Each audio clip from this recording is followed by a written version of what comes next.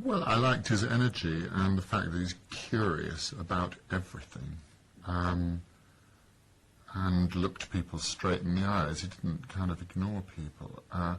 Curious about everything, but completely hopeless with the dishwasher, and couldn't even work out that there was an on-off switch. You know, he's in the kitchen surrounded by suds, and he hasn't actually turned the damn thing off. So that's endearing, and his curiosity is gives you a sense of his energy. But it wouldn't be enough were it not for the fact that he gets caught up in a human situation which is perhaps completely outside his experience and his education, where he's come from, or what he ever expected to encounter. And I liked the fact that he dealt with it sensitively. I think he does know what's going on at the end, but he hasn't got the vocabulary to discuss it, and in a way that's one of his strengths, I suppose, is that there's just a kind of silent caring for her, because I think, if my memory serves me correctly, he's stroking an injury on her leg, putting some cream on her leg and saying, "I don't want to know." But as far as I was concerned, the way he said, "I don't want to know," said he already knew. But I don't know where you'd begin. I think what's great about him is he didn't say, "Get out of my house," in any kind of Victorian manner. He was going to deal with it. That was pretty grown up. I came back from America straight into, well, I think they were 2/3 of the way through the shoot. I decided to turn that to my advantage. I didn't have any option, you know, and I just thought it was an interesting atmosphere to walk into, and I thought, well, that's a Sinclair kind of thing, this is interesting, and used that energy to my advantage, I think, and also Sinclair's sort of lack of knowledge about personal things. So the difficulty was, of course, developing a proper relationship with Saskia, but I knew her from before, so that was easier than it might have been.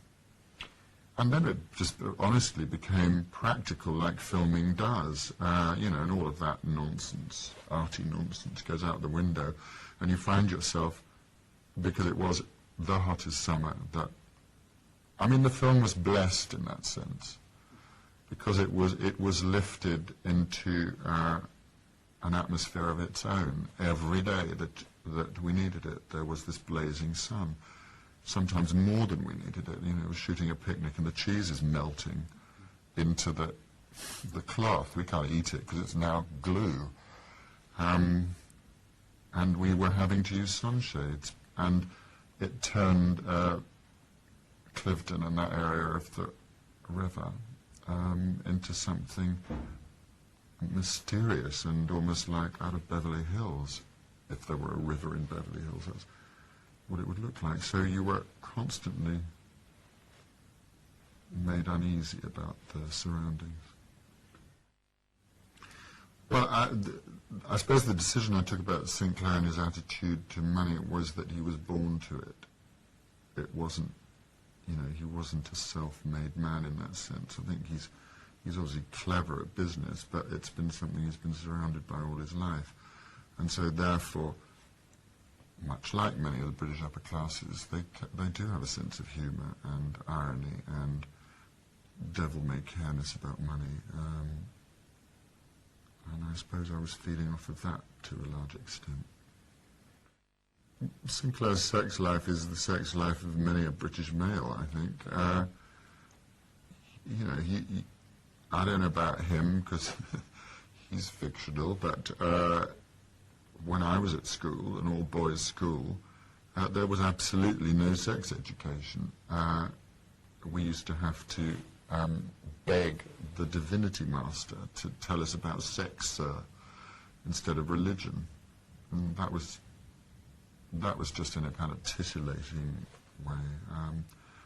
Wasn't really to get any information, although I suppose we must have done, because he was a responsible guy, and I'm sure St. Clair comes from that background. It's just ignorance. And when he makes love to his wife and then turns over and reads a book, I don't think it's out of a hard heart or an insensitive soul. Just doesn't know. There might be more to it than that.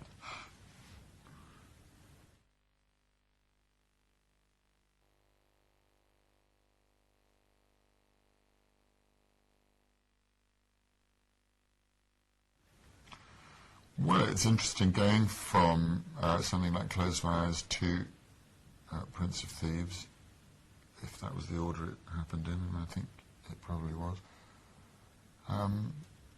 because they inherit something of Close My Eyes, and that mentality or that approach to the work. I remember Mary Elizabeth Mastrantonio, who was moving between my scenes and Kevin Costner's scenes. She would when she was on our set, she would say, "I want to be in his film."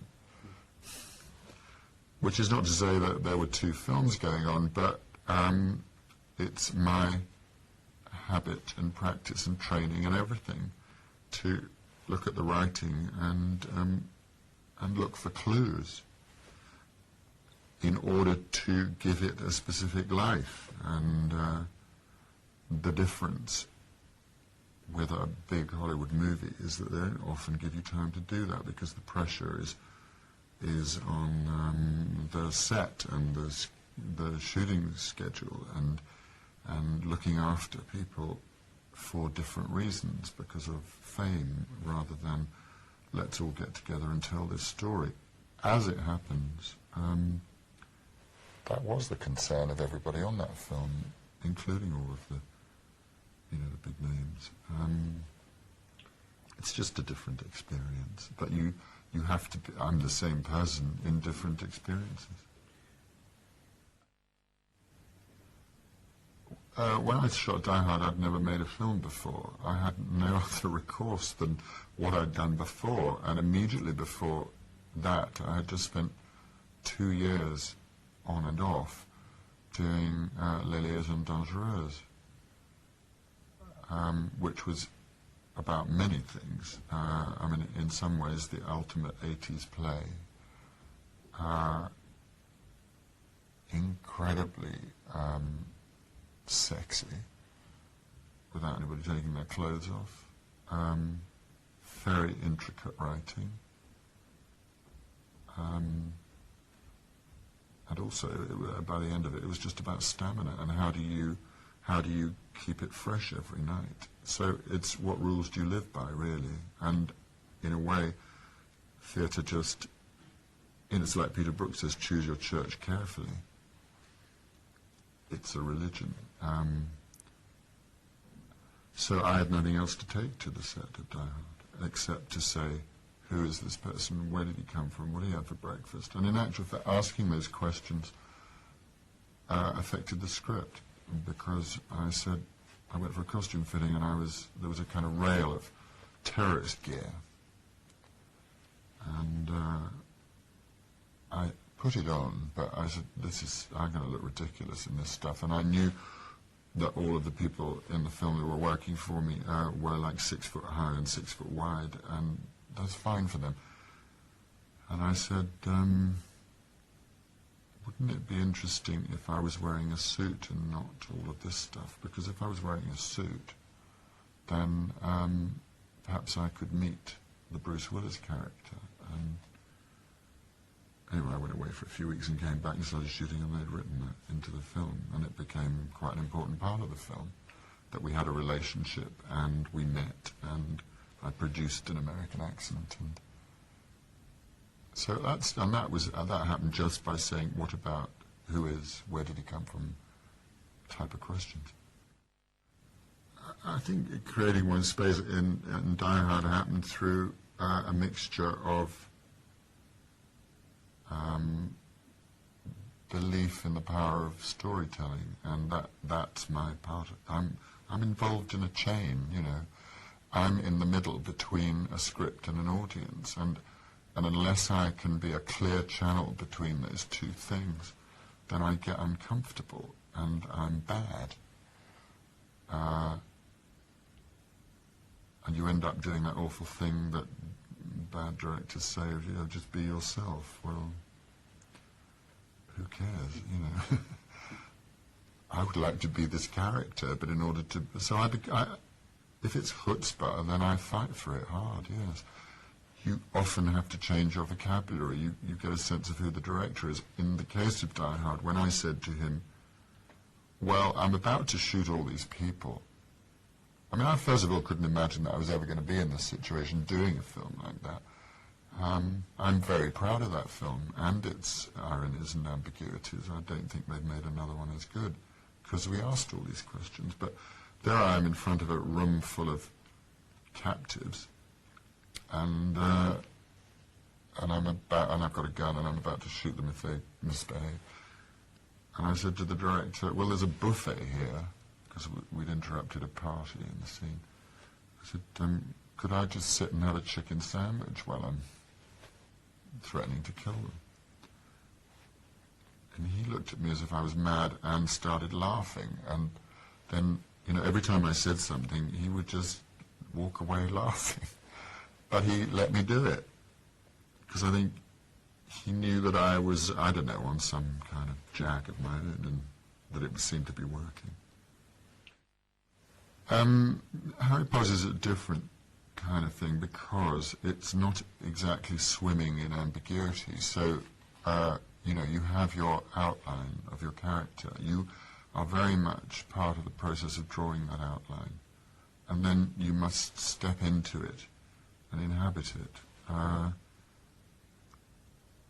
My character doesn't come into contact with too much special effects, because he's one of the teachers in the school and doesn't really go outside it very much, which is where creatures tend to emerge, or trees burst into life, or people get into cars that fly. So I haven't encountered too much of that. But it's just, you know, it just comes under the heading of it's part of the job. It's like being dropped from 40 feet into an airbag in Die Hard. Before, you know, that wouldn't happen now. Now it would be done in a computer and they'd be able to make it look completely believable. But I was actually dropped 3 times at 3 o'clock in the morning, and it was the last shot, because if I died, it didn't matter, because they'd had it in the can.